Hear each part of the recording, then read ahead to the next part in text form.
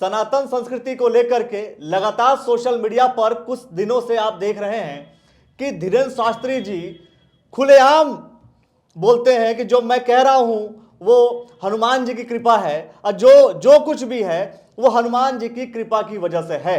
उनके ऊपर आरोप लगे, लेकिन उन आरोपों को उन्होंने सिद्ध कर दिया कि यह हनुमान जी की कृपा और हनुमान जी की कृपा से मैं ये सारे काम कर रहा हूं। रुड़की में भी प्राचीन हनुमान मंदिर है और हनुमान मंदिर के महंत हमारे साथ हैं।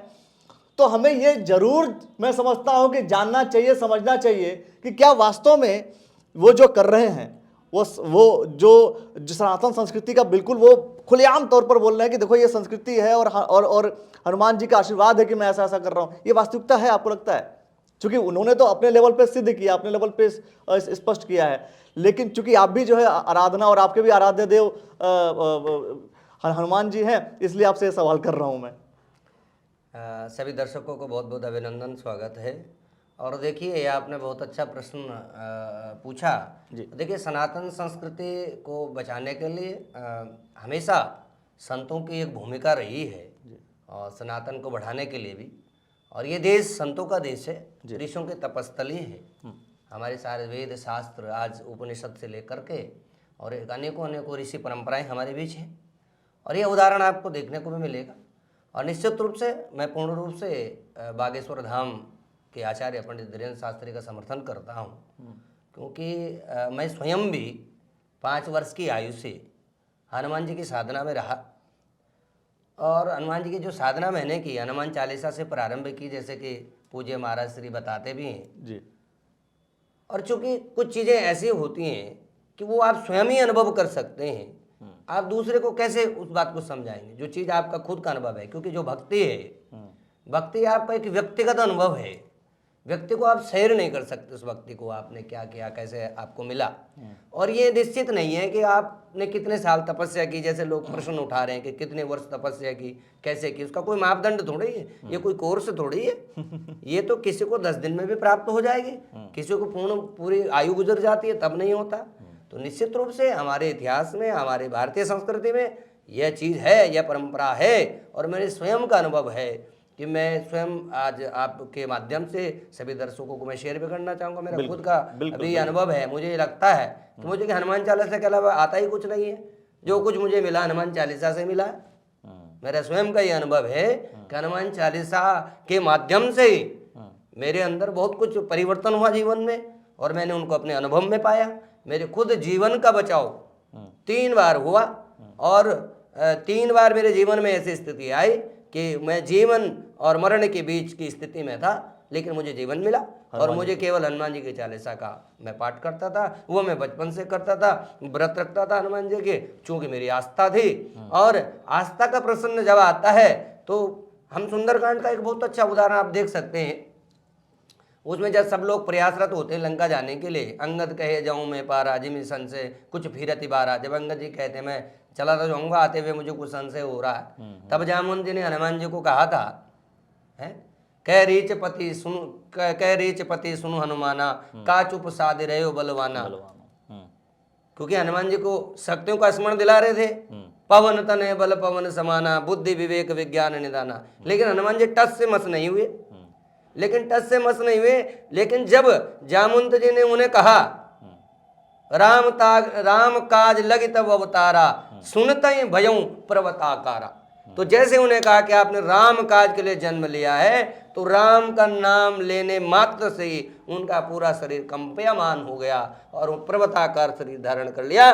तो ऐसी वो भक्ति है, ऐसे वो एनर्जी पावर है, ऐसी वो पॉजिटिविटी हो धर्म अध्यात्म की, जो व्यक्ति करता है उसे उस बात का ज्ञान होता है, दूसरों को हम बता नहीं सकते। और ऐसे हमने स्वयं अपने अनुभव में पाया। हम भी बहुत लोगों का कल्याण करते हैं, तो हम ये नहीं कहते कि हमने किया, हम भगवान के ही प्रतिनिधि के रूप में कार्य कर रहे हैं और हनुमान जी सबके काम करते हैं। जैसे धीरेन्द्र शास्त्री जी हैं, बागेश्वर धाम के पीठाधीश्वर हैं वो, तो उनसे कई ऐसे सवाल जैसे पूछे गए या पूछे जा रहे हैं, और यहाँ तक कि जिस व्यक्ति ने चैलेंज किया कि भाई ऐसा नहीं है, ये चमत्कार दिखाने की कोशिश कर रहे हैं, पहले मामला सेट होता है। तो मैं कह रहा हूँ क्या ये शक्ति है, ये जो शक्ति है, एक शक्ति कोई दिखा सकता है क्या? मतलब कि नहीं, देखिए ये प्रदर्शन की वस्तु नहीं है। सबसे बड़ी बात मैं बताऊं, जो वहाँ के अंध श्रद्धा उन्मूलन समिति के अध्यक्ष संस्थापक जो भी लोग हैं वो टोने टोटके और भूत पिशाच से संबंधित बातें कर रहे हैं, ऐसी बहुत सारी चीज़ें कह रहे हैं कि उन्होंने ऐसा कहा वैसा कहा, क्योंकि जो विरोधी लोग होते हैं वो तो कुछ ना कुछ अपने रूप से कहेंगे।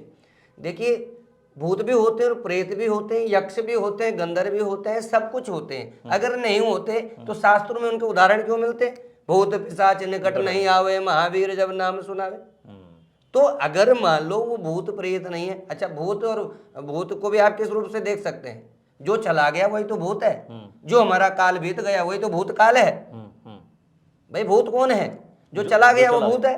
तो निश्चित रूप से ऐसे हमारी संस्कृति में होता आया है। भूतों के प्रेतों के उद्धार के लिए हमने भागवत कथा होती है, ऐसी बहुत सारी कथाएं होती है, हरिवंश पुराण होता है। तो निश्चित रूप से जब हम एक आपने कोई प्रोसेस पास नहीं किया, आप मेरे धर्म की कोई जानकारी रखते हैं, उस प्रोसेस में आप आए नहीं, यदि आप डॉक्टर की बात करेंगे, डॉक्टर के प्रोसेस को पास करेंगे, उसके इंटरव्यू देंगे, नीट निकालेंगे, फिर आप एडमिशन लेंगे, फिर आप बताएंगे। जब आप उस प्रोसेस में हो ही नहीं तो उस प्रोसेस पे प्रश्न चिन्ह कैसे लगा सकते हैं? और मैं समझता हूँ कि बड़ा सॉफ्ट हो गया हमारे हिंदू वैदिक सनातन परंपरा पे, आपको उंगली उठाना बड़ा आसान है।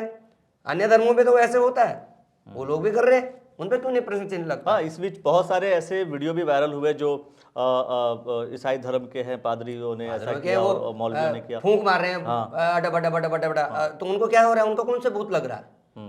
तो भाई ये सब चीजें होती हैं, सब चीजें मान्यता में हैं। यक्ष है, गंधर्व है, राक्षस है, सुर है, नर है, मुनि है, सब चीज है जीवन में। ये सारा इलाज खाली डॉक्टरों के पास नहीं है। जैसे आजकल के पढ़े लिखे लोग कहते हैं कि भाई आप डॉक्टर पे खाओ, आपको ये हो गया, आप मनोविज्ञान को दिखाइए, आप ऐसा करिए। अरे भाई, जब हम एक झाड़ा कर देते हैं और वो ठीक हो जाते हैं तो इसे अनुभव को हम कैसे आपको बताएं? जिसने फील किया, जिसको पीड़ा है, जिस तन लागे वो तन जाने, जिसके तन में दुख होता है, जिसको पीड़ा होती है, वो हर जगह जाता है, वो हर जगह माथा टेकता है कि मेरी पीड़ा दूर हो जाए, मेरा घर परिवार ठीक हो जाए, मेरा बच्चा ठीक हो जाए।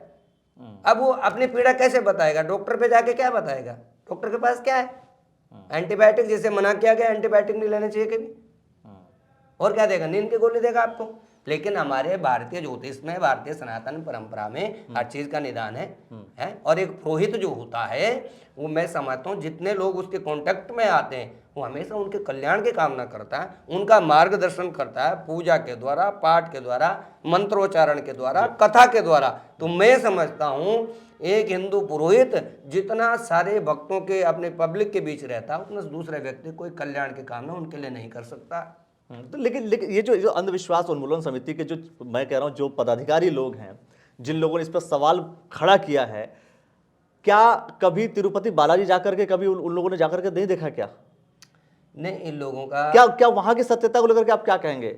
बागेश्वर धाम के लिए नहीं, मैं बालाजी की बात कर रहा हूँ, तिरुपति बालाजी की बात कर रहा हूँ। नहीं, ये लोग क्या है कि बहुत सारे लोग क्या है कि उनको कुछ पता नहीं होता है, और जो लोग एक तो आलोचक होते हैं, आलोचक होना कोई बुराई नहीं है, होती भी हैं, लेकिन कुछ लोग केवल एक हमारी सनातन संस्कृति को जो पहले से टारगेट करते आए हैं। तो ये प्रहार है एक तरीके से, ये प्रहार है हमारे धर्म पे। आप कहीं ना कहीं ये भी आरोप लगा रहे हैं कि ये जो है हिंदू धर्म को सॉफ्ट तरीके से कह दिया, टारगेट किया जा रहा है। देखिए, वो महाराज श्री ने कभी ये नहीं कहा कि मैं चमत्कारी हूँ, न वो किसी को बुलावा दे रहे हैं। हमारे पास वो लोग आते हैं जो पीड़ा में हैं, जिन्हें हमारी आवश्यकता है, तो वो किसी को चिट्ठी दे करके, निमंत्रण दे करके नहीं बुलाया जाता है, और जो आते हैं उनकी पीड़ाएं निश्चित रूप से दूर होती हैं। एक सवाल आप देख भी रहे। एक सवाल मैं आपसे इस संदर्भ में कर लेता हूँ कि बार बार जो विषय उठता है, ऐसा क्या है कि सिर्फ हिंदू संस्कृति या हिंदू धर्म को लेकर के ही ऐसे सवाल और ऐसे जो पटापेक्ष करने की जो बात कही जाती है वो हमेशा हिंदू संस्कृति और हिंदू धर्म को लेकर किया जाता है? मैं समझता हूँ अब तो शायद बदलाव हो रहा है, संगठित हो रहे हैं सब सनातनी परंपरा मानने वाले लोग, सब संगठित हो रहे हैं। एक समय तो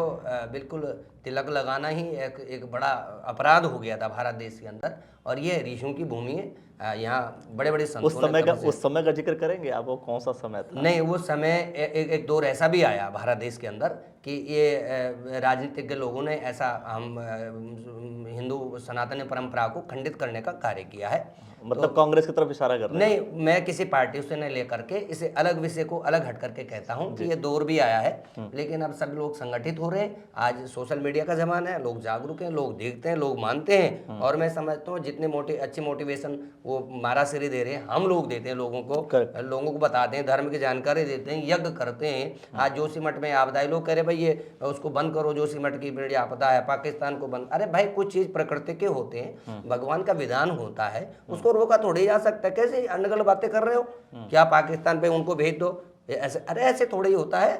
बस धर्म संस्कृति को केवल ऐसा है, जीवन में ऐसा कोई व्यक्ति नहीं है जिसकी कोई समस्या नहीं होती। समस्या प्रत्येक व्यक्ति के जीवन में होती है, लेकिन जब अच्छा मार्गदर्शक मिल जाता है, कोई मोटिवेशन करने वाला मिल जाता है, तो आपकी तकलीफें आधे से ज़्यादा तो वैसे ही दूर हो जाती हैं।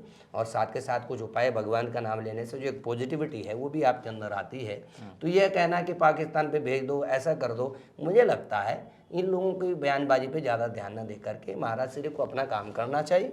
और हमारा जो काम है भगवान का प्रचार प्रसार है और कार्य है लोगों का मार्गदर्शन करना, वो हम करते आए हैं, करते रहेंगे जीवन पर्यंत, इसमें कोई दो राय नहीं। हाँ, चूँकि ये विषय, इस विषय पर दोस्तों चर्चा करना इसलिए ज़रूरी था क्योंकि कहीं ना कहीं, चूँकि हम आपका अगर हम जिक्र करें तो आप भी हनुमान जी की आराधना करते हैं और कहीं ना कहीं जिक्र हमेशा उन्हीं सब चीज़ों का आप करते हैं जो वहाँ पर है। तो अंत में आप क्या कहना चाहेंगे, खासतौर पर पूरे सिनेरियो को लेकर के, क्योंकि एक तरफ अंधविश्वास और विश्वास की लड़ाई है, एक तरफ कहीं ना कहीं धर्म को लेकर के भी ये लड़ाई है, और तीसरी तरफ श्रद्धा को लेकर के है कि हनुमान जी के जो प्रचार प्रसार की आप बात कर रहे हैं वो उसको लेकर के। तो पूरा एक, अगर हम एक कॉन्क्रीट फॉर्म में अगर हम कुछ कहें तो दर्शकों को हम क्या मैसेज दे सकते हैं, क्या कुछ कह सकते हैं इस पूरे मामले को लेकर के? देखिए, मैं तो दर्शकों को ये कहना चाहता हूँ कि जो व्यक्ति आपको भगवान की ओर जोड़ता है जी, उसका जो पद होता है जीवन में, उससे बड़ा पद किसी का नहीं होता है। और हमारा कार्य भी है, हम लोगों को अपने से नहीं जोड़ते हैं, हम लोगों को भगवान से जोड़ने का और प्रयास करते हैं। तो यदि कोई काम किसी का होता है, और होता ही है, ऐसी बात नहीं कि नहीं होता है, ये गारंटी है, बिल्कुल होता है। जब भी आदमी कोई परेशानी में होता है, पीड़ा में होता है, चूँकि भगवान ही सब कुछ करने वाले, तो मुझे लगता है जो व्यक्ति आपको भगवान की ओर जोड़ने का कार्य करता है उसका पद आपके जीवन में बड़ा होना चाहिए। जो अपने से जोड़े, ऐसा कोई गुरु मुझे नहीं लगता होना चाहिए। भगवान से जोड़ने का जो कार्य करता है वो सिद्ध होता है और वही श्रेष्ठ होता है। तो मुझे लगता है आजकल के लोग सभी जागरूक हैं, और अगर वो ठीक है, कुछ चीज़ों में ऐसा हो जाता है कई बार, जब हम इतनी बड़ी पब्लिक में होते हैं, इतना बड़ा हमारा व्यवस्था बन जाती है, तो उस हाइट पर पहुंच करके किसी भी व्यक्ति का धैर्य गड़बड़ा जाता है। तो मुझे लगता है महाराज श्री भी कई बार थोड़ा सा ऐसा बोलचाल में या दूसरे को कुछ ऐसा प्रतीत होता हो, तो मुझे लगता है उसमें थोड़ा और सुधार हो जाए। तो वो मुझे लगता नहीं कि उनकी कोई इंटेंशन गलत होती है, ऐसा नहीं है। लेकिन जब आप गद्दी पे होते हो, आप एक प्रोसेस में है, वो गद्दी है, भगवान की गद्दी है, तो उसमें बैठ करके आपको जो भी बोलना है आप थोड़ा एनर्जी से ही बोलेंगे। तो कई बार लोगों का ऐसा लगता है कि मेरे से शायद गलत बोल दिया गया ऐसा, लेकिन मुझे लगता है नहीं, जो भी धर्म प्रेमी लोग होते हैं उन्हें पता होता है कि जो भी व्यक्ति आपके लिए कठोर बोलता है, जो भी आपको डांटता है, वही तो आपके जीवन को, आपको श्रेष्ठ लक्ष्य तक पहुंचाने का कार्य करता है। जो आपकी प्रशंसा करते हैं वो आपके कभी मित्र नहीं होते हैं, वो हमेशा आपके समय की प्रशंसा करते हैं। तो जीवन में वही अपना मित्र होता है जो कठोर वाणी का प्रयोग करता है, हमें डांटता है, हमें फटकारता है, उसमें चाहे माता पिता है। और जब हमारे यहाँ कहा गया कि अतिथि देवो भवा गुरु देवो भवा, तो अगर गुरु जी ने अगर आपको डांट भी दिया, कुछ बात कह दी, तो मुझे नहीं लगता उसमें कोई ऐसा है। तो वो एक प्रेम की भाषा है और गद्दी पर बैठकर बोला गया है, तो वो भी हमारे लिए एक आशीर्वाद के रूप में है।